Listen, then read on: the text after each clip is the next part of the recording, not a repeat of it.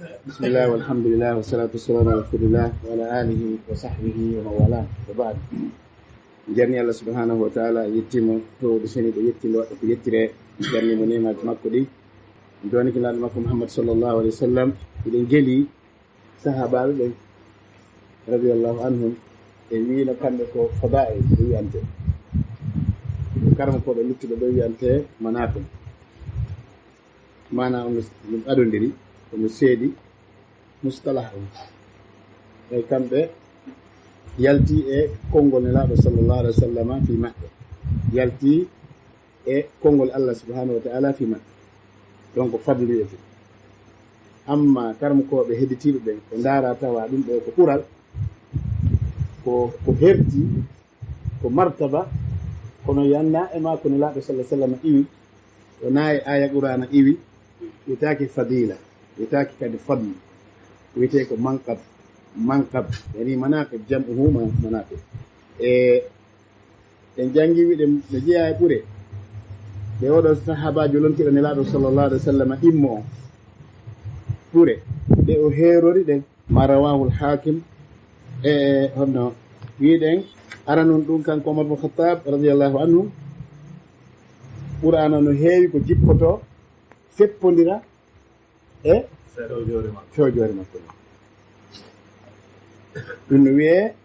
longinaɗo kono puuta sikki no wodno ɓawa ɗo kente no longinaɗo ma e hono wiyete hawrodirowo ko jeyano e dalilaji ko janga fi muɗum ما رواه الحاكم في المستدرك بسند صححه ووافقه الإمام الذهبي وحسنه الألباني والترمذي في سننه والإمام أحمد في المسند عن عقبة بن عامر رضي الله عنه قال سمعت رسول الله صلى الله عليه وسلم يقول لو كان بعدي نبي لكان عمر بن الخطاب. أودو الحديث إن عندي وين ما بسلو الإمام الحاكم في الليمون وي أو حديث دو sanadu makko no selli goɗɗo go kadi ar ɗaɓɓiti sanaduji mayre on fi dartugol e karmo ko mo tan imamu dunya fi jarh wa ta'dil imamu zahabi rahimahullah e wi hakke ko tawi konguɗi makko ɗi no tiiɗi e filliɗi hadise ɓen no wayi was tawi Allah immintanimo tagore nden fof jiyaɓe filliɗi hadiseje ɓen ko annahu yarahum bi ayni e laari defte makko ɗen ka fi tarajim surtout ka siyar alamin nubala mar deftere yewtore fi kunjiɓen tun ɓe wiye taskratul huffaz mar deftere yewroɓe fi lowɓen tun ɓenande misame itidal mar deftere yewtore fi fou gila e sahaba en ha kalannoyi nden no wiye siyas mari yewtore goo fi l'islam o fof gila fuɗɗi ha ka daroyi nden no wiye tarihul islam ɗe fof ko defte ñanata ko jeenogal capanɗe joyinaɓe dow oɗo noon hadis kanko kadi waɗo darta deftere nden o wi hadis on no selli Cheikh al-Albani ne mari kankadi defte ɗo vérifie no jeeya e muɗum hadiseje wonɗe nder deftere mustadrak kankadi wari wi o hadise ɗo ko hasan imamu Tirmidhi kadi kadi ko deftere makko sunan wi ko hasan kono noon imam Ahmad ko musnad kankadi o filli o hadise kono hadise o wi woni laaɗo sallah sallam maki sino wawno wonde annabajo yalto ɓaawo an haray on ko Omar ibn Khattab wonani annabajo wawno wonde karmo ko ɓe tawhidi ɓen innay law ko harfu limtina'i limtina yani yamtani wujudu jawab limtina'i wujudu shart yani sinigol joni law kana fihima alihatun illa llahu la fasadata yani yamtani wujudu jawab limtina'i wujudu shart wosi Allah ɗimmo gono woduno kammo ngun tettatono mbiyana yimɓe ɓe ɓay fottataki si Allah o goɗɗo no wawide yow yaw goɗɗo ina jippo joni noon ɓayi en darinte kammo ngu tettaki hollina ɗiɗo jeeyi siko ɗiɗo jeyno tettoto ko ɗum o wi law kana fihima alihatun illa llah la fasadata as-samawati wal ard ɗi bonayno kanji ɗi idan en daari taw ɗi bonali idan ala ton illa llah ko ɗum ɓe yamtani wujudul jawab limtina e wujudi shart ɓen harfu imtina e limtina e gando law nelaɗo maki law kana nabiyum baadi law andi ɓe utilisir law goto idan wawata wonde yamtani wujudul jawab limtina wujudi shart ومن هذه الموافقات جورنا لن أرد كهون application ko wiyete kon tatbiqat ko honto Omar mo Khattab wooli goɗɗum tawi honno wiyete aya Qur'ana jippi tawi no fepponde e ko wooli ko go ما رواه البخاري في رحمه الله في صحيحه من حديث أنس رضي الله عنه قال عمر وافقت ربي في ثلاث عمر الخطاب تيجي ويني mi hawrondiri e jon'am yani mi wowli goɗɗum Allah subhanahu wa ta'ala confirmanin mi e piiji tati mi wowli goɗɗum Allah confirmi e piiji tati fa qultu ya rasulallah law ittakhadna min maqami ibrahima musalla nelaɗo sallah sallama si tawno a newnanayno en ka annabi ibrahima dariɗa mahi suudu kaaba ndu batte koyɗe makko ɗen no ɗahu sa newnanayno en juulen waɗen ɗon nokku ka ruƴƴete kanko watti woni hari wangete on ti ruƴƴa ko faala o wura noon ari wi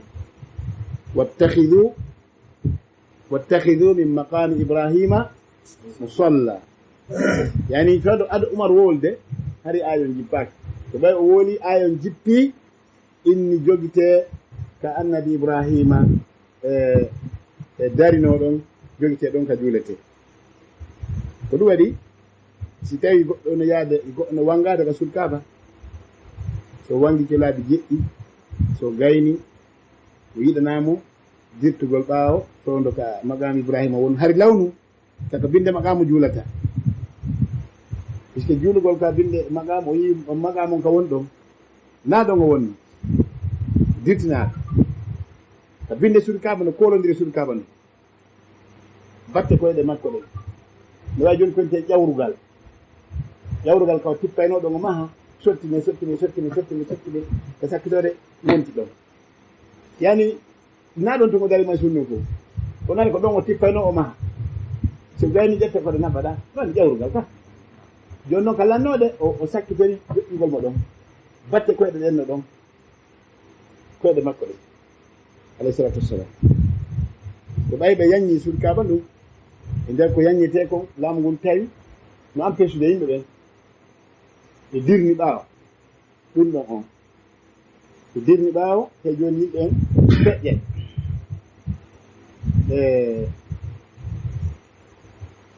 ha hin kadi dirnita ɓaawo kono joni ka wonɗon ni ɗon wawata ko dirnade puisque ko naɓa o fof mum haray ko gotu won ɗon on ko ɓe si ari o yarani ma yarani kanaɓiɗa o ha hewto e famille ka yara o si goɗɗo ari ɗon ɓe o yarani ma o yarani o wata ɗumannano donc ko itta kon ko kolle ka suudu kaaba noon yani ko heɓɓi suudu kaaba noon addira ɗon ɗon ko wiyete kon ko suffisant ɗon no hawri fay fof mum ko ɓe waɗata ɓe suudu kaaba ton kon noon fira wondema si goɗɗo wangike a suudu kaaba o force degré ko ɓe o juula ka binde ɗon tigi kon waɗi sabu darande ɓiƴo nde yimɓe ɓen ɓay woɓɓe go juuli fewde nelaɗo sallllahu alayhi wa sallama hay fewde Omar mo Khattab radiallahu anhu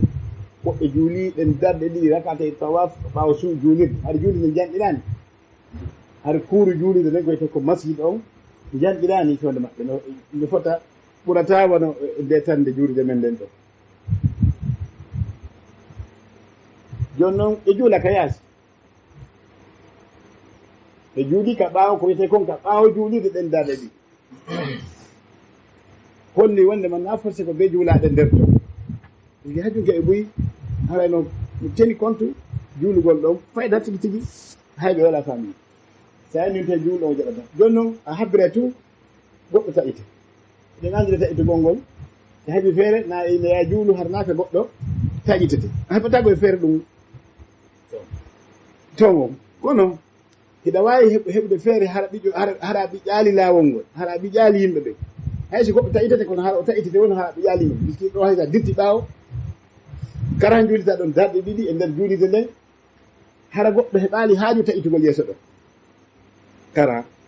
sa yine juula goɗɗo taƴitama oya geroya ha darɗa ɓaawa pilier o ɗum ko na pilieji ɗen fof pilieji gon woodi ɗe yaaji hara wata sugude e hoore pilier walla hara goɗɗino ka sera donc kuuki donc woɓɓe goo so ɓittike ɓe rewra e hoore ɗon kadi yeeƴo paso ɓay paɗe no walline hoore ɗon hara no distance no woodi seeɗa a yoɓɓe no waɗa paso kadi rewa woɓɓe tippaka binde paɗe ma tippaka sujjata ɗon ɓe a watta salade donc kono an sa waɗi ko wiyaɗa kon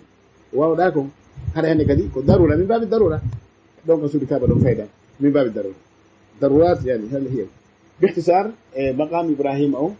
e kala e meɗen mo Allah newna ni yo Allah newna en yeehi makka hajju ma umra hara taw haɓɓito force degré bewo juula ɗon saabu darande ɓiƴodiron mo wawi diddude ha ka tawata ɗo mo wawi ruɓɓide ɗe darɗe ɗi e nokku wo nokku e nder juulirde nde nokku wo nokku e nder juulirde nde heɓal feere ko nder juude ko ɓaawo juulirde nokku wo nokku e ɓaawo juulirde nde sabu waɗni fewndo sahaba ɗen radiallahu anhu foyen ɗimmo e ayatul hijab kadi ɗum kadi ko Omar ibn Khattab radiallahu anhu woni sat fa qultu ya rasulallah law amarta nisaaka an yahtajibna fa innahu yukallimuhunna albarru walfajir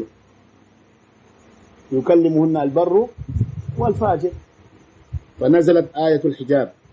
وهي قوله جل وعلا يا أيها الذين آمنوا لا تدخلوا بيوت النبي إلا أن يؤذن لكم واجتمع نساء النبي صلى الله عليه وسلم في الغيرة عليه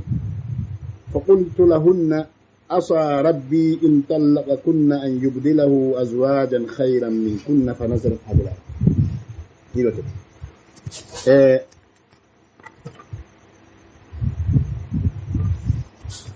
foyen ɗimmo wiɗen nelaɗo sallallah alih sallam andi hijab on ko façon ɗiɗi ko hijab mo coñciɗi e hijab mo wirngallo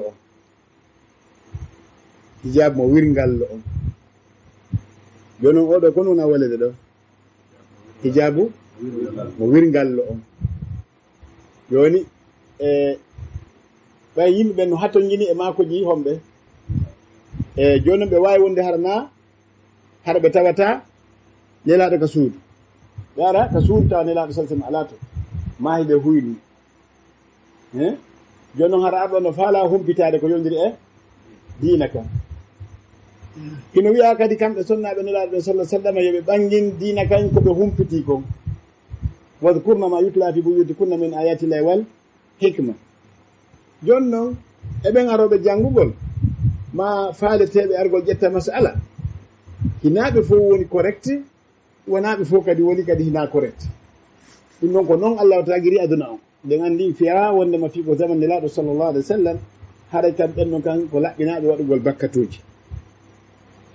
iden o wi nelaɗo sallah sallam he ndaron son yamirno sonnaɓe mum ɓe waɗa wirngallo sabu yimɓe ɓen fof aray tuggaɓe haala lando landal ma faam janngol hadise e juuɗe maɓɓe ma humpitagol kono feƴƴi wononi fi hunde mani ma fi hunde mani e yamiroje ma kaɗe eɓen noon aroɓe wata ñawuden andaɓe woɓɓe ko moƴƴi woɓɓe ko boɓɓe moƴƴuɓe ko diina woɓɓe na moƴƴuɓe diina on tuma Allah subahana taala jippini aya wosi sonnaɓe nelaɗo ɓe makiday e yimɓe ɓen fof tefaka wonɗo tawi to hinama hara maɓɓe haray yoɓe wolude e makko ka ɓaawo heedo joni ko ɗum Omar landino Omar ko winno ko hijabu hara koye taw no waɗi heedo o yoɗe sonnaɓe maɓe sa yamirani ɓe joni ɓe waɗa heedo wirngallo hakkude maɓɓe yimɓe ɓen ka yaasa sa ari joni ko assalamu aleykum ɓena wa aleykum salam hara goɗɗo no hakkude moɗon ɗon ko wirngallo an hiɗa nande hito maɓɓe kon kamɓe koɓe nani hito ma kon kono a sutakimo ɓe sutakimo ko ɗum addi sharia wono Arabie Saoudite kamɓe sonnaɓe ɓen janggata e juuɗe duhiɓe ɓen si wona hara wirngallo no woodi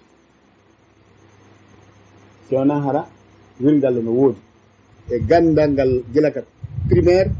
ha ka lannoy ka université kamɓe rewɓe ɓen e worɓe jillata nokku gotu fi janngugol ngol alhamdulillah ko wona noon si tawi masalaji yo def fannuji no woodi ɗi sonnaɓe janggata tawata ɗin ɗon jannowo ɗi ala ka sonnaɓe ɓen ɓayle mari jannoɓe boyi sonnaɓe haray ɗon kamɓe sonnaɓen haro ado o projection yaltude hari on ɗon so ari o aray o janna e moƴƴinayi e salle hara salle on vitre on ko vitre couvraɗo si kamɓe nder ton kamɓe hiɓe suti kamɓe ɓe suti jannowo on kan sutaki so ndaari juulidaji maɓɓe ɗin ɓurɗi ɗuuɗude ɗin e juulidaji ɗin ka quartier ji kamɓe si ɓe waɗi juulirde ɓe waɗa e leon ha gasa leon fof hara ko duhiɓe ɓen ka quartier ji meta ɓe waɗa dow demi étage hara no ari ha feccere juulirde nden ma ari ha tataɓal juulirde nden tataɓal juulirde nden ɓaawo ɗum ɗo wona étage ko lutti kon fof hara ko towendi juulirde nden ay taw kamɓe ton juulde hasinani towe moƴƴa ɗuma on ka plafond o woni ɗon donc kono on demi étage mo ɓe waɗata on haɗay ko ɗon sonnaɓen juulata kañum wonande yahayɓe ɓen ɗuɗa fayda sonnaɓen yahugo ka juulirde no fanɗi moƴƴa kono no woodi nde wonde surtout wono naafe ɗen ko suumayeje noon ɓe yahay ɗum ɓe moƴƴa naafe ɗen kono ni golñi juma ma jama ma ɗuma e noon haray no metti kono juulidaji ɗi maɓɓe ɗin ka suumay so a faala yiɗe juuli maɓɓe ka heewi hara ko heewgol ful hara rewɓe no woodi paykoye no woodi fayda ɗum ala sina e suumayeje ɗen ndeleyni fof donc kaɓe juulata ɗon dow toon kamɓe no waɗa couvre vitre no waɗa couvre o masque aɗo couverture hara ɓe sonna ɓen ka salle dow toon ko juulide dow toon witta ha mo ɗumtimatita kono haray kamɓe ɓe sutti imam on ɓe sutti juuloɓe ɓen si on tigi ari ko binde vitre kono wonɓe toon ɓen kan yiyata e sonna ɗum ɗo fof ko ƴetta ɗum e o aya ɗo fasaluhuna min wara'i hijab yandi si enen sen daari ko wona waɗede kamen ɗo ko ine goɗɗum ko tampere nde ma ko basengo kono na ɗum fewi no wawi ko possible waɗugol leɗɗe lekkoji ɗi han lekkoji ɗi wona e sonnaɓen feere wonɓen feere ko possible no wawi ko woni hiɗe mari probléme ɓay newnaka ɓe wandi ko wakkilare molnade woni waɗugol lekkoji ɗin taw hara jiɓɓen ko feere jooɗoto wonɓen ko feere jooɗoto e nder lekko ɗon taw ɓikke ɗum ɗon hay ɗum ɓe jaɓata woɓɓe maɓɓe si naati si inspection si ɓe ari ɓe dato ko dambugal ɓe inna taw ko fof sansindira julle ɗen ɓe jooɗo goto gorko e debbo haalanna siɓe fuɗɗo contrôle jannoɓe goo no woodi si ɓe naati classe ɓe wiyay ɗum kono woni noon kadi jannoɓe goo si ɓe naati ɓe nayi woɓɓen feere reɓɓen feere ɓen kadi no woodi kono andi ɗum noon fayda ko misage na wonde fi ko kanun yani na séria ko faale tu jannowo si naati o inni reɓɓen feere woɓɓen feere jannogo go naata inna woɓɓen fof e reɓɓen koye hawtande laamu ngu si ari ma innaɓe ko kamɓe représente laamu ngu woɓɓe maɓɓe si ari inna yo woni ɗon noon reɓɓen feere woɓɓe feere ma ɓe jillodire fof mum andi noon fayda watta ko ñawaɗ kono si darama kan ka telen ka étande séria tawete hara enen en gollitirali e aya o tammum ɗum ko tawata Umar ibn Khattabi radiyallahu anhu hawrodiri e wahyi o yani o wooli goɗɗum wahyi jippi alquran jippite no feppodiri iraɗo sallllahu alih w sallam tawi no marno sonnaɓe ko wiyete hor joni noon si goɗɗo ƴetti jogitiki korɗo masalan o wacci ɗon rinɓe ɓen haray kamɓe ɓe si tawi barno adama kan seeɗa ta ɓe ɗum ɗon iwata e tagore nden kontugol ɓurodirgol fii damɓe iraɗo sa maki ɗum no jiya e maade jahiliya ɓurinkinagol goɗɗo fii damɓe mum ɗen inna min hilam ɓurma saabu damɓe ɗen ɓenni piiji nayyi no woodi ɗin ɗon ɗi iwata e mofte ɗe kono haray ɗin ɗon koye golle jahiliya yani ko batte majjere ne jeeya e majji ɓurindirgol saabu damɓe ɗen damɓe ma ɗen tun innama menen ko menen woni menen yani ko darɗa menen woni menen fi kulli jiha yani haysi ko karmo koɗɗe si modi ko ini ko menen woni menen maasi ko julaɓe ini ko menen woni menen maasi ko ɓeɗo ɓe ini ko menen woni menen ko leñolɓe ɓe ko menen woni menen kala ka hontiji façon ka woni ko menen woni menen haray ɗum ɗon naati e golle jahiliya eɗen andi noon Allah subahana taala yiɗa sifa ɗum ɗo ɗen andi asli Moussa alayhi salatu wassalam kalimullah lasli innugol mo yo yahu o ɗaɓɓoya gandal ko ɓayi o hutubi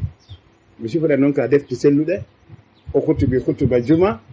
yani hutuba juma tumodiraɓe ngal na juma men o wona yawmu juma maɓɓe on o wooli o inni o hande e nder leydi ndin ala ɓurɗo mo andude Allah subhanahu wa ta'ala andude dina ko e nder leydi Allah ndi no wawi wonde gonga goy kono haray na kanko wolayno ɗum ɗon yani kanko so wooli haray woni haalago kono no wawi wonde gonga hara wonde ñande kanko e Allah ɓe wowlidi heɓaki ka nder leydi ndin e nden jamanu makko ngu wolduɓe Allah direct on martaba ɗon sinane laaɗo heɓali on martaba ɗon ene baɗɗo ko martaba ko gonga woni gol kono façon no o woliri noon kanko si o tawno hakkille goɗɗo goo woola hara ko ɗum ɓurnola ɓen ɓay o woli ɗon Allah wi ha taara ɗim no mari goɗɗo goo jiyaɗan goo on no hoɗi nokku goo yehi yiida e makko ayi Allah jaɓali ko wi kon ko menen woni menen woni menen on o yehi ha o hide on ɗon o yi kaweji ɗin kaweji ɗon ala janngude ɗi naɗi woni mahal mawɗu men on almuhim sonnaɓe nelaɗo ɓen sallah sallama ɓe hawtidiri ɓe waɗi ko wiyete kon complot ɓe moɓodiri ɓe nelaɗo sallah sallama e ɓanniti on sonnaje ɗon eɓe wondi e makko e suudu e sonnaɓe ɓen hiya waɗini hiya inaɗo kadi ono fofina hoore makko ono jasina hoore makko sibaɓe gon ɓeɗen hittaki nokku kono ɓeyna joni menen on tigi tigi on ɓe gardi haɗo anani gorko serata honno gorko seera e ɓeygu muɗum ganana tan ka sonnaje kadi seerata ɓeygu muɗum way si goɗɗo ne hebde probléme ka suudu kanko e ɓeygol makko nen o kara ko inno waɗimi e ƴoore jolo si nelaɗo sah sallam sonnaɓe moɓodiri waɗi ɓe embargo an ko mbara hite raɗata tangana sikki joni si moɓodiri ɗo inni ɓe haaldi ɓenni hannde soƴƴade ɓe take hannde alaji ɓe mbari ɓe waalo heni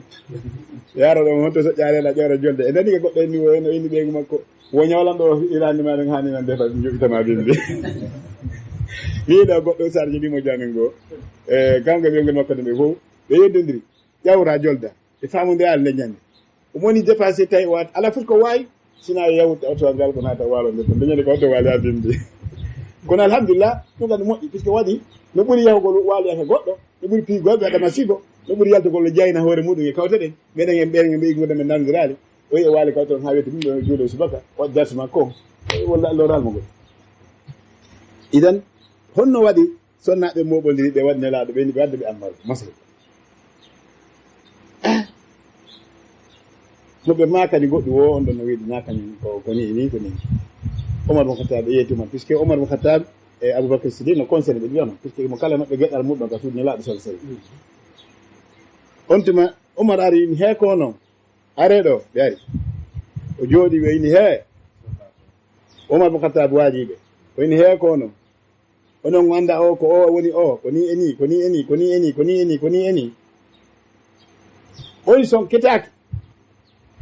son ketaki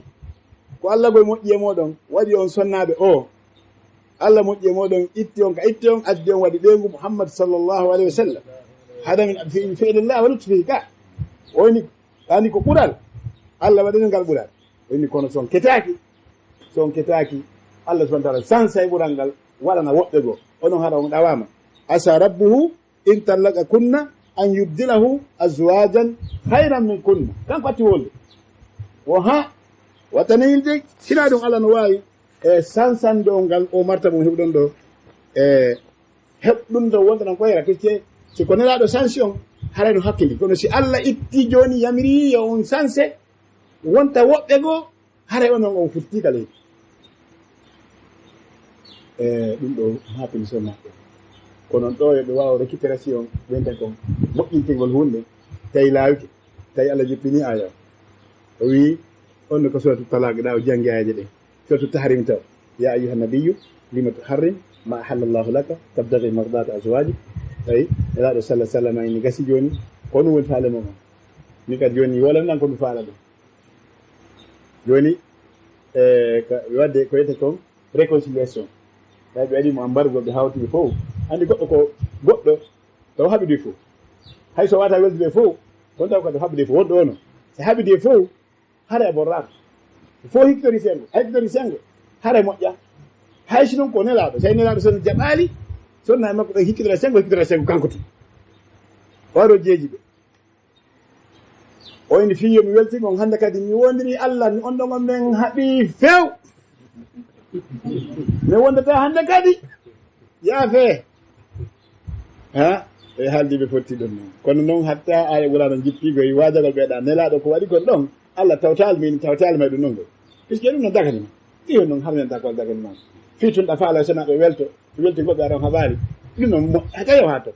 weltinirɓe ha na golla daginam ma ko haybirga ɗum hoore ma yani no woodi distance espace no woodi to wawa weltinirde ɓengude ma nde hara tusali ko Allah daginam ma ko ma tusali ko naadi ko Allah harmini ko nde kamɓe memata ko Allah harmini nde ko nde gandi ɗum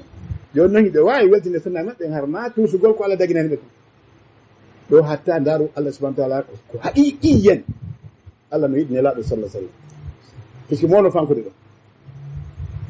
kono hatta mo wiidemo yo waɗi ko faala kon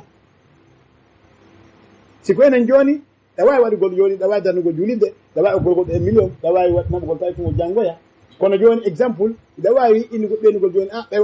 waɗi ni joni ɗum ɗon hande kadi wattata hono Umar Aboubacry Siddiq radiyallahu anhu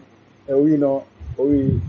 hande kadi ɓay mista o hokkiti ken ka haala o woli haalaji ɗi fof hande kadi mi wondiri Allah mi hokkatamo fos Allah wala ya'til ul fadli minkum sa'ad o wita wonde onon acce ɗo donc kadi holli Allah no yiɗi Aboubacry Siddiq yetagol mo corrigé no waɗu ta waɗɗu ɗa kadi Allah subhanahu wa ta'ala jippini aya ɓurano hollugo wonde ma nelaɗo ko be waɗa ko faala ko yani fi joni sonna ɓen ɓe ittaka ɓe ɗon Allah kondonali ɓe ittali ɓe ɗon ɗaɓɓal woɓɓe goo addal sansa ɓe ɗumanni kono hatta o wi nelaɗo kon ta haminan hoorema ko addatinama donc ɗo holli wondema Umar ibn Khattab radiyallahu anhu hawridi nelaɗo hawridi e wahyu Allah on piiji tati janngo mo lantoɗo janngo awwal dars ko ɗumi a tolandade wa inda muslimin bi lafzi وافقت ربي في 3 في مقام إبراهيم وفي الحجاب هو وفي ساري بدر في أسار بدر نغري أنه في أسار بدر في أسار بدر إنه حلاقة دو وحديث دو نغري أما يسو والله أعلم وصلى الله وسلم وبارك على محمد وعلى آله وصحبه أجمعين بين عندي خلاصة و نبي صلى الله عليه وسلم وما كدوكو عمر بن الخطاب دوكو هورندي وحي الله نوكي تاتي go on kaka magam Ibrahim idon kaka hijab mo wingal lo na hijab mo conci ɗin tammu nun kaka ka fi kanelaɗo wondi ɗon wondema o seeri hande kadi o seeri sonnajo mo ɓammitino ɗon yani i weltingol sonna e makko ɗon ka wondi ɗon woni hande kadi ɓenno mon ɓe wayde hande kadi Allah wi o joni noon Oumar Khattab konta wafi hawrodiri ɗon e ayaw ka Oumar ari wi sonnaɓe nelaɗo ɓen koni acce koni huule Allah son ketaki Allah no moƴƴi mo waɗano ngal teddungal wongol sonnanelaaɗo sallallahu alaihi wasallam son ketaki Allah sansa ɗum goy adda woɓɓe goo hara wono mo perdi donc o woni ɗum ɗon adu ayon arde joni ayon ari hawrondiri e gandi jaka Oumar Khattab aya ara noon ko sotto ngo woni magam Ibrahima ko sottu Bakara aya ɗi mon konngol woni Nour aya ɗi mon ko sottu Nour aya tan mon konngol woni stahri joni ɗiɗo tati ɗaɓɓitoye janngo awwal dars ko ɓiyomi lanto wallahu alam wa sallallahu alaihi wa sallam